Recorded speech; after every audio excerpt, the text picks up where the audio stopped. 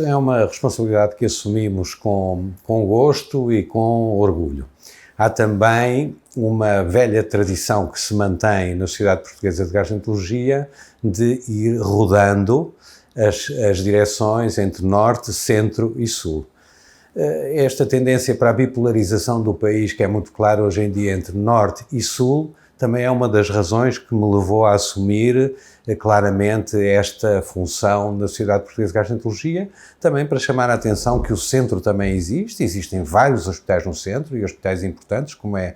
aquele em que nos encontramos, que é um hospital de referência terciário, como se chamava antigamente, com funções de investigação e de docência, e portanto é também com o objetivo de chamar a atenção para aquilo que se faz no centro do país que eu assumi esta função de direção da SPG. Naturalmente que isso vem também um bocadinho ligado àquilo que aconteceu em junho aqui também na cidade, que foi também um objetivo nosso trazer de regresso à cidade de Coimbra o Congresso Nacional, atualmente chamado Semana Digestiva, uma vez que desde há muitos anos que quando é a região centro a organizar, o tradicional era ir-se para outras zonas do país, designadamente para o Algarve. Ora, nós em Coimbra dispomos de um espaço belíssimo e que penso que agradou a todas as pessoas, que foi o Convento de São Francisco, onde correu, penso eu, com grande êxito, não me cabe a mim dizer, mas acho que posso afirmá-lo, com grande êxito, quer em termos dos participantes, quer em termos daquilo que foi o envolvimento da indústria aqui em Coimbra. E, portanto, foi um misto, de certa forma, de vontade de afirmar o centro do país no âmbito da gastroenterologia e vontade pessoal também de fazer um esforço para que a gastroenterologia continue a avançar e na senda daquilo que têm sido as presidências anteriores. A gastroenterologia vive para o público em geral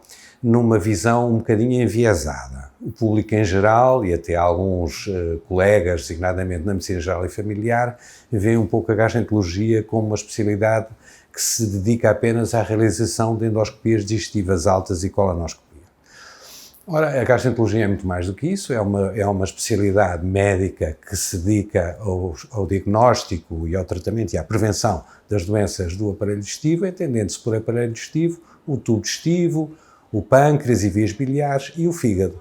E, portanto, é também com o objetivo de remover um pouco essa ideia que existe para o público em geral, de que a gastroenterologia é muito mais do que os médicos que realizam endoscopia digestiva alta e colonoscopia. São médicos que têm intervenção na área das doenças do aparelho digestivo, designadamente da prevenção, designadamente na prevenção do cancro do intestino, que é um dos flagelos no nosso país, e dedicam também a sua atenção ao tratamento das doenças do fígado, da cirrose hepática, ligado aos consumos de álcool, ligado às infecções pelos vírus de hepatite,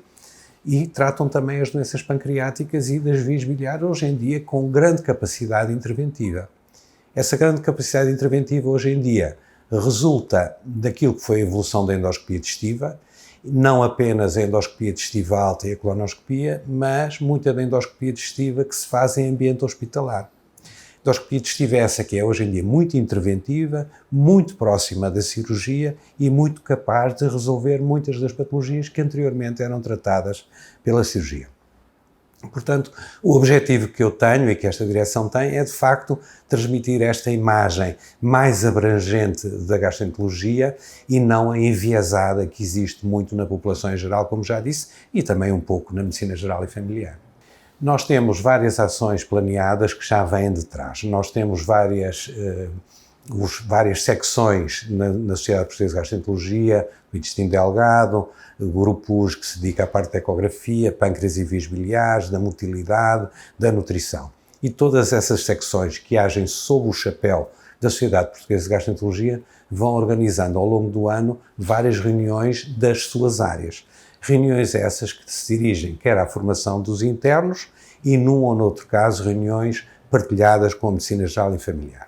Independentemente disso, a Sociedade Portuguesa de Gastroenterologia tem procurado, junto da população em geral, através do seu site, através de comunicação, como estamos, por exemplo, a fazer aqui agora, transmitir esta ideia de que a gastroenterologia é algo mais do que aquilo que eu já disse. E, portanto, por um lado, estão previstas reuniões estritamente técnicas, científicas, de formação e para os colegas de medicina geral e familiar e também para os cirurgiões com quem contactamos muito e também com os internistas, e, por outro lado, também para o público em geral, no sentido de os informar sobre vários aspectos da nossa atividade. Como já disse, a formação é obrigatória e fazem-se ao longo do ano, ao longo dos 2 anos, vários cursos que se vão repetindo das várias áreas e das várias secções especializadas de que já falei, dirigidos a internos. Muitos são cursos com hands-on, ou seja, são cursos em que as pessoas participam ativamente, não são cursos teóricos, e portanto são normalmente cursos com um pequeno número de formandos, normalmente internos, 10, 12, 15, em que as pessoas têm contacto direto com as técnicas, designadamente técnicas endoscópicas diferenciadas.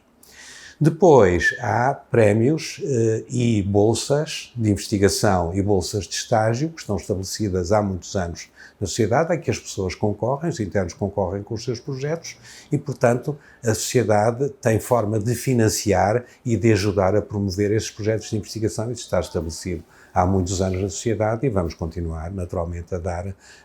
grande atenção a esse aspecto. E são normalmente concursos, como digo, muito concorridos, com vários projetos que os internos põem, no sentido de conseguir fazer estudos que hoje em dia custam dinheiro, desde logo com vários aspectos. Por exemplo, uma coisa tão simples como um estudo estatístico para fazer uma publicação, hoje em dia tem os seus custos. Um exemplo apenas. E, portanto, nós continuaremos a dar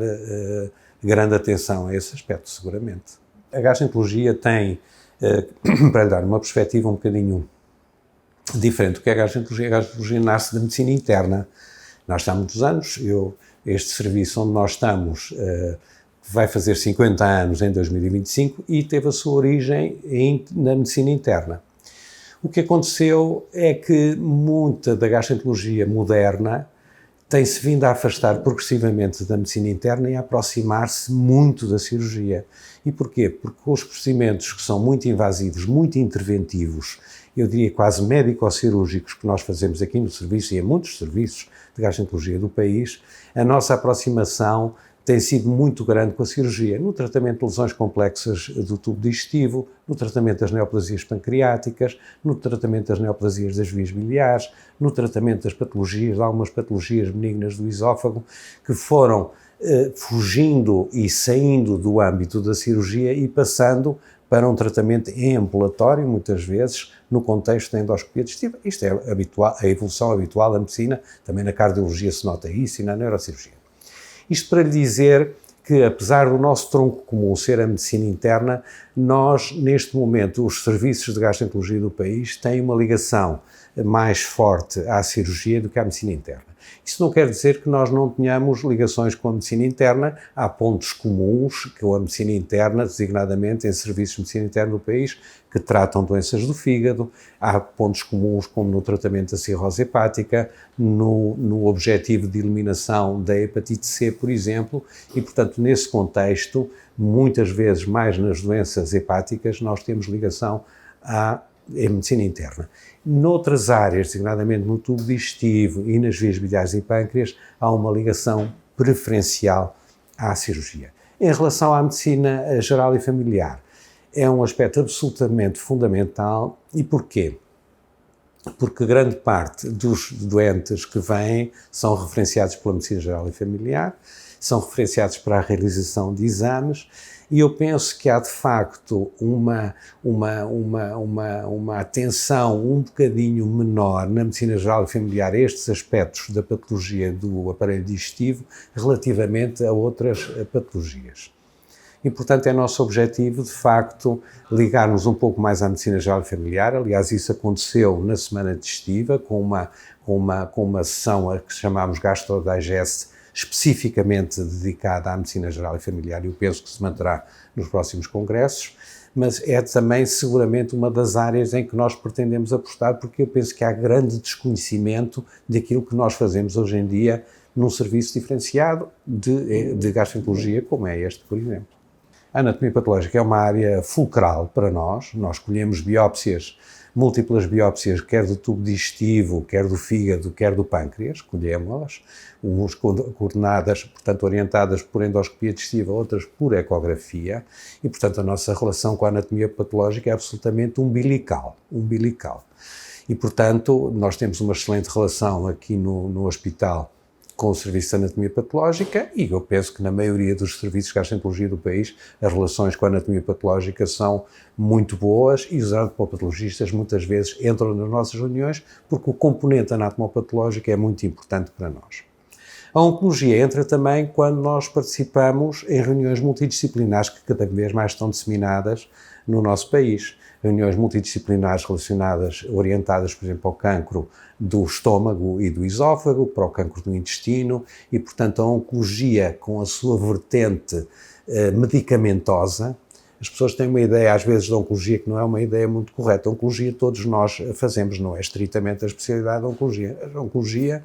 tem o seu foco na administração dos fármacos citostáticos. Mas quando chega antes dos citostáticos, há muitos outros tipos de intervenções em que entra a gastroenterologia e entra a cirurgia, eventualmente a medicina interna talvez um bocadinho menos, mas de facto a ligação que existe com essas áreas, designadamente a oncologia, é mais no âmbito das reuniões multidisciplinares em que se decide o que fazer a cada doente concreto em função das circunstâncias. Os desafios para os próximos 2 anos é, de facto, continuar a afirmar a sociedade dentro desta linha que eu tenho estado a dizer. Há um aspecto que me preocupa bastante e preocupa muito os diretores de serviço de gastroenterologia do país,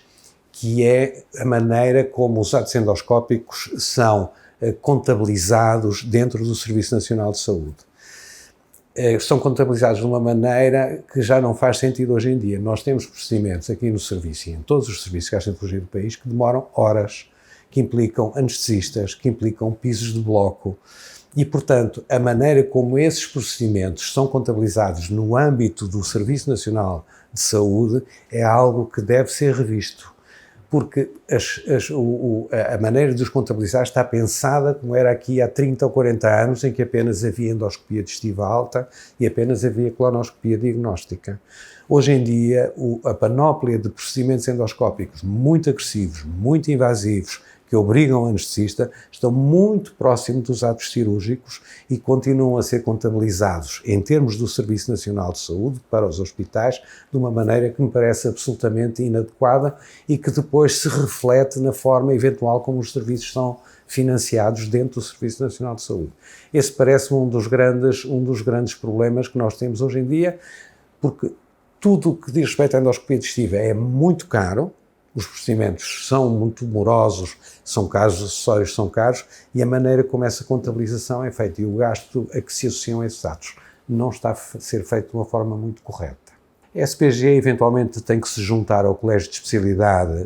da Ordem dos Médicos de Gastroenterologia e à Sociedade Portuguesa de Gastroenterologia e eventualmente juntar e fazer uma espécie, não diria um manifesto, mas uma carta aberta dos diretores de serviço de gastroenterologia do Serviço Nacional de Saúde de todo o país, chamando a atenção da tutela